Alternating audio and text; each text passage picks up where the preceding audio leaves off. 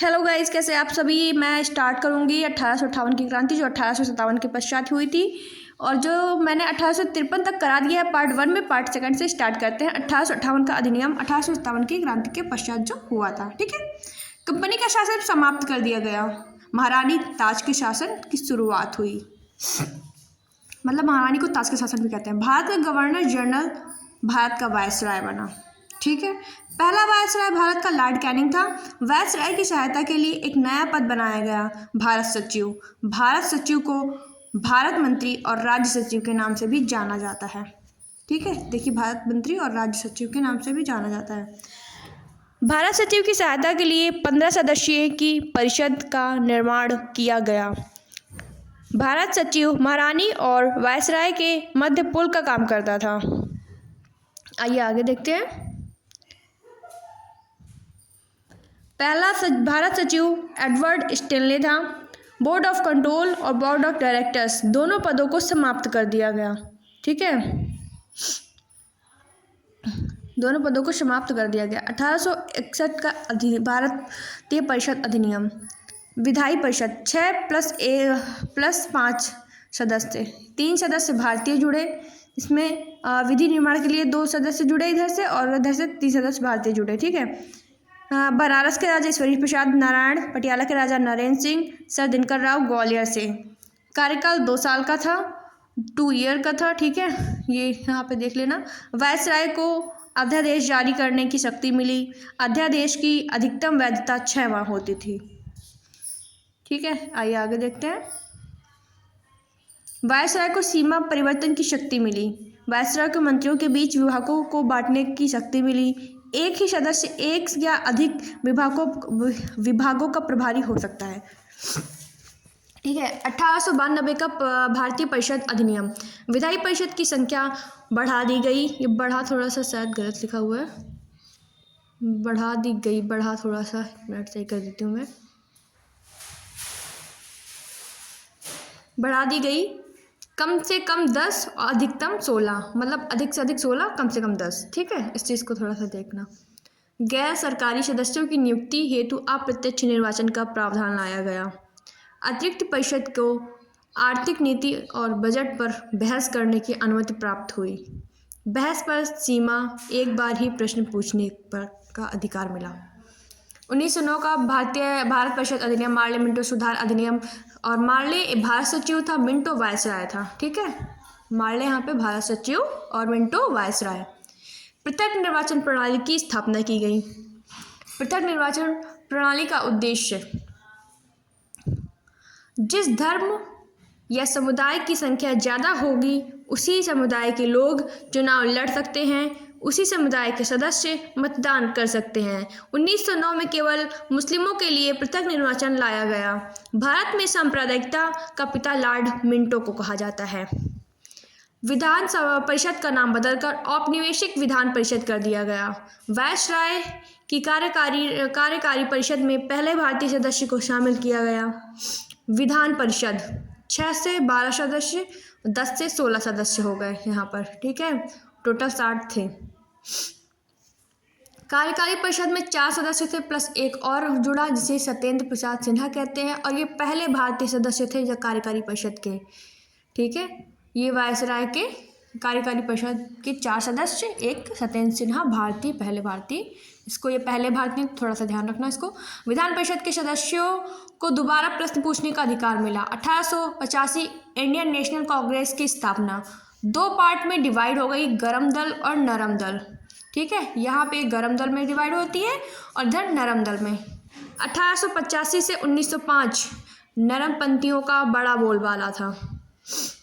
1905 में Lord Curzon ने बंगाल का विभाजन कर दिया। 1906 में लॉर्ड मिंटो ने मुस्लिम लीग की स्थापना कर दी। 1907 में सूरत अधिवेशन में नरम और गरम दल अलग अलग हो गए। 1919 भारत अधिनियम, भारत शासन अधिनियम। मॉन्टेग्यू चेम्सफोर्ड अधिनियम। मॉन्टेग्यू भारत सचिव था, चेम्सफोर्ड वायसराय था। ठीक है, यह अधिनियम 1921 में लागू हुआ।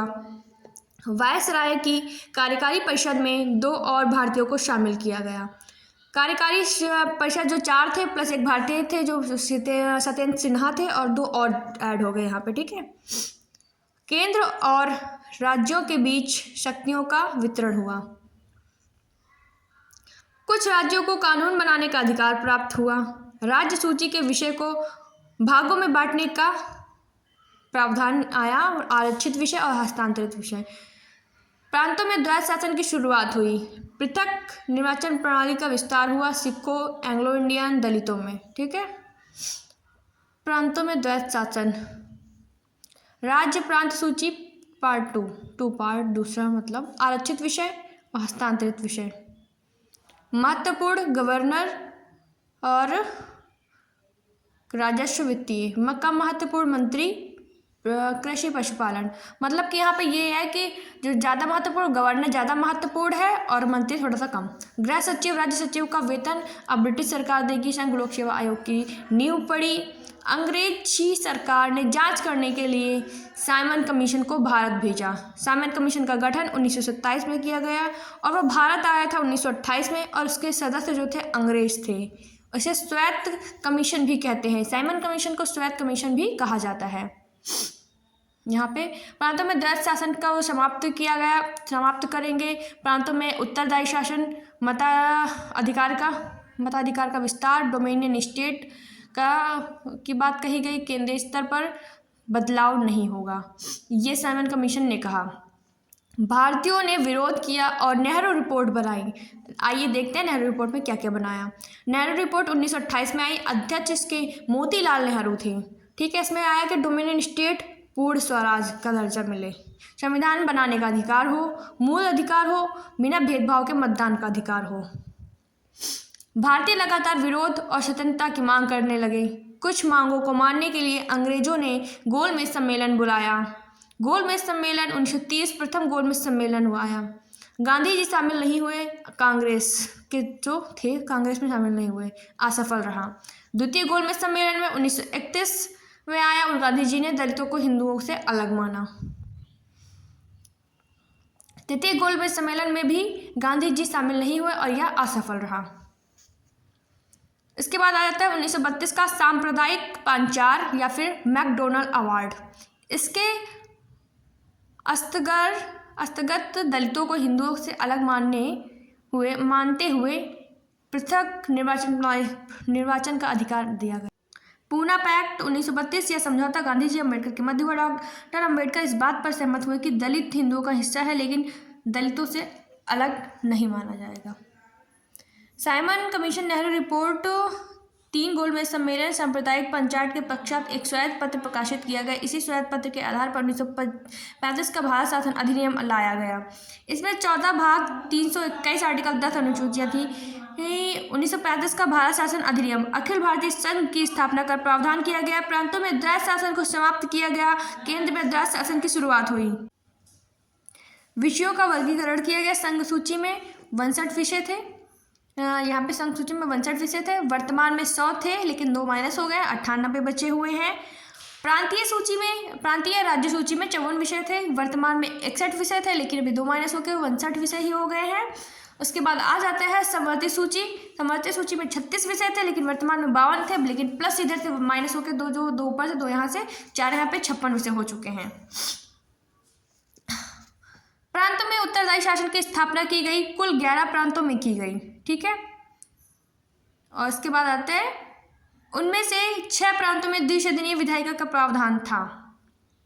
बंगाल, मद्रास, बम्बई, संयुक्त प्रांत, बिहार, असम। इसके अंतर्गत संघीय न्यायालय की स्थापना का प्रावधान किया गया। 1937 में एक संघीय न्यायालय की स्थापना की गई।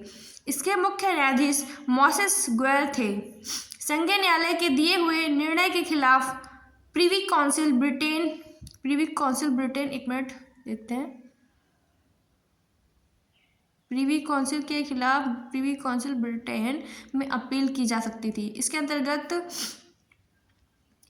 एक फेडरल बैंक, संघीय बैंक की स्थापना की गई। वर्मा को भारत से अलग कर दिया गया। पश्चिमोत्तर सीमा प्रांत को पूर्ण प्रांत का दर्जा मिला। द्वैत शासन का जनक लियोनोस कार्टस को कहा जाता है, इसको ध्यान रखना, ठीक है। द्वैत शासन का जनक लियोनोस कार्टस को कहा जाता है। अगस्त प्रस्ताव 1940 द्वितीय विश्व युद्ध के दौरान भारत में चल रहे ये चीज़ मैं नेक्स्ट वीडियो में कराऊंगी, नहीं तो बहुत लंबा हो जाए। सर चैनल को सब्सक्राइब